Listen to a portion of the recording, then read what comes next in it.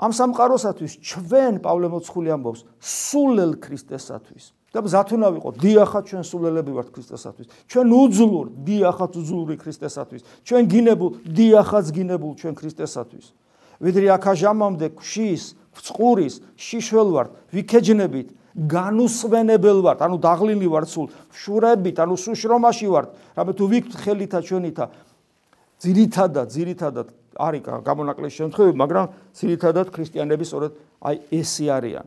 იმიტომ რომ ამას ოფლისული ჩაგრავს გარკვეულწილად. ქრისტიანებს ყოველთვის აქვს რაღაც წითელი ხაზები, სამღვდელოებას განსაკუთრებით აქვს წითელი ხაზები და ეს არის რეალობა. ამიტომ დიახაც ესეა, ქვის, წყურის, შიშველ ვართ, ვიქეჯნებით, განუსვენებელ შრებით და ვიქთ ჩვენი ხელით და სულელნი ვართ, უძლური და გინებულ.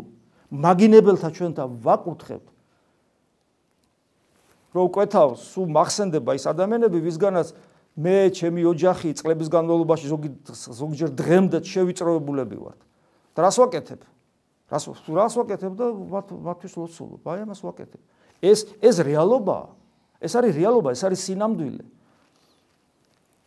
ვიდევნებით, თავს ვიდებთ, ვითმენთ, ანუ გმობართა ჩვენთა ვულოცავთ და მე უფრო ესეთი მწარეთ ამბობს. ვითარცა ნაგავნი, ანუ ნარჩევნი, ნაგავი, სოფლისანი შევიქმენით და ყოველთა ნასხურ, ანუ ყველას მიერ ნაქელი მტვერი ვართ აქა მომდე.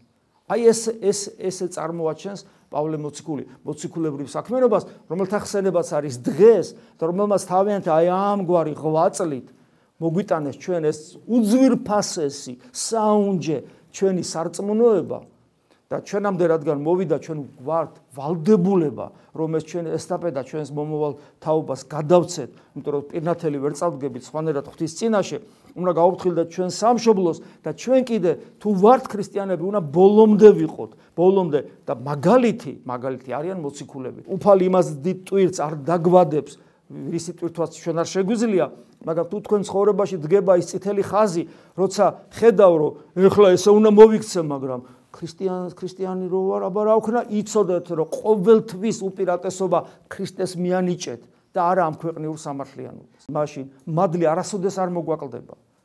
და ეს ცხოვრება ასე თუ ისე ნელ-ნელა გაივლის და გარდავიცვლებით სიკვდილისაგან სიცოცხლეში, სადაც უფალია და სადაც ეს დიდებული მოციქულები და ჩვენი არანაკლებ დიდებული ჩვენი წმინდანები არიან.